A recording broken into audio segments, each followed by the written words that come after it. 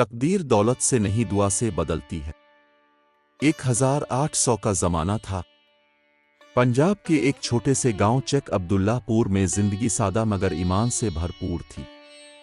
گاؤں میں کچے راستے، مٹی کے مکان، بیل گاڑیاں اور سرسبز کھیتوں کی قطاریں تھیں۔ صبح کو اذان کی صدا سے دن شروع ہوتا اور شام کو چراغوں کی مدھم روشنی میں لوگ مسجد کے صحن میں بیٹھ کر قرآن کی تلاوت سنتے۔ اسی گاؤں میں ایک غریب مگر نیک دل آدمی عبد الرحمن رہتا تھا۔ عمر 40 کے قریب تھی۔ جسم مضبوط مگر چہرے پر محنت کے نشان واضح تھے۔ پیشے کے لحاظ سے مزدور تھا، کبھی کھیتوں میں کام کرتا، کبھی لکڑیاں کاٹ کر بیچتا، مگر ایمان اتنا مضبوط کہ کبھی شکایت زبان پر نہ آتی۔ عبد الرحمن کی بیوی سعیدہ ایک دیندار عورت تھی۔ ہمیشہ وضو میں رہتی، ہر کام سے پہلے بسم اللہ کہتی اور ہر مصیبت میں الحمدللہ کہنا نہ بھولتی۔ ان کے 2 بچے تھے، بڑا بیٹا یوسف 10 سال کا اور چھوٹی بیٹی آمنہ 7 سال کی۔ گھر میں فقر و تنگدستی تھی مگر دل میں سکون۔ ایک دن گاؤں میں ایک امیر زمیندار آیا، نواب فیاض خان۔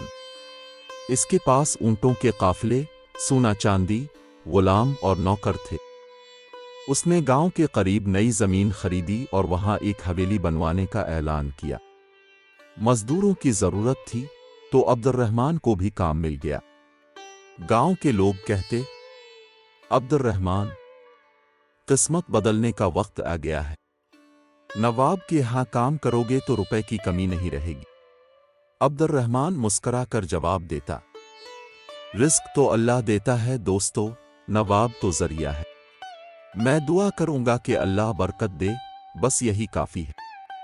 سعیدہ اکثر کہتی، عبد الرحمن، کبھی کبھار میں سوچتی ہوں اگر ہمارے پاس بھی تھوڑی سی زمین ہوتی تو بچوں کا مستقبل بن جاتا۔ وہ نرمی سے بولتا، سعیدہ، زمین سے زیادہ دعا بڑی چیز ہے۔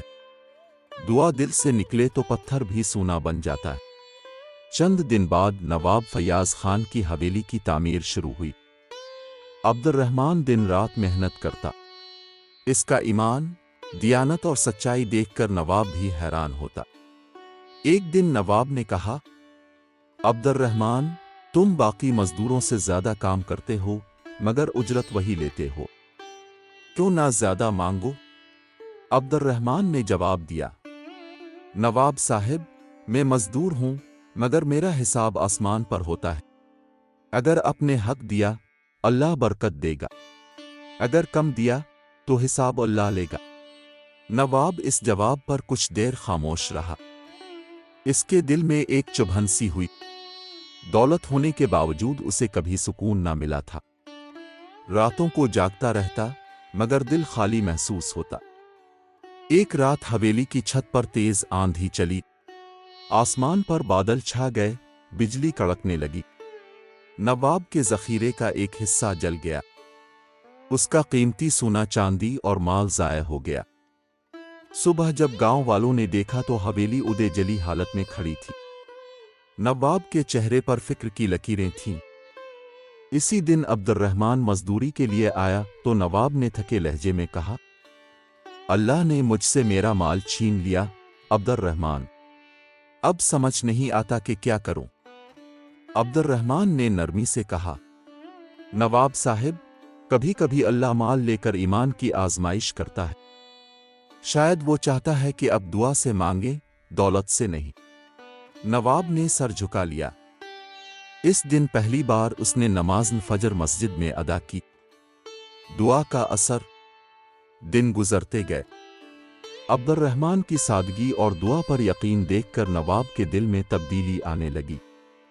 اس نے سود بند کر دیا، غلام آزاد کیے اور مزدوروں کی اجرت بڑھا دی۔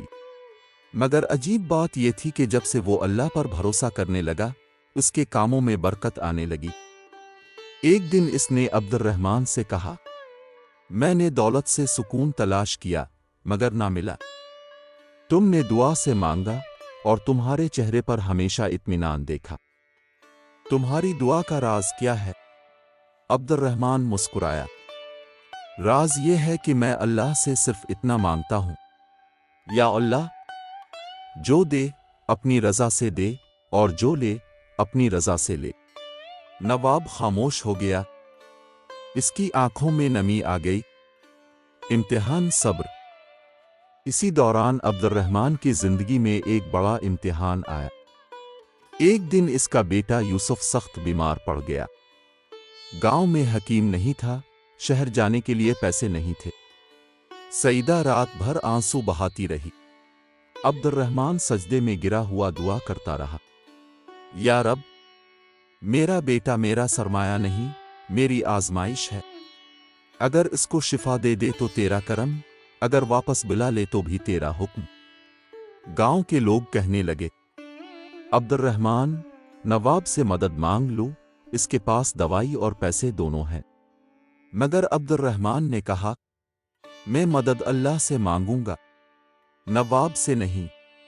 अगर उसने चाहा तो वही सबब बना देगा। रात गुजरी, सहर हुई और यूसुफ की हालत बेहतर होने लगी।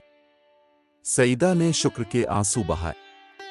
अब्दुर्रहमान ने आसमान की तरफ देखकर कहा, अल्हम्दुलिल्लाह, आज मैंने देखा कि तकदीर दुआ से बदलती है, दौलत से नहीं।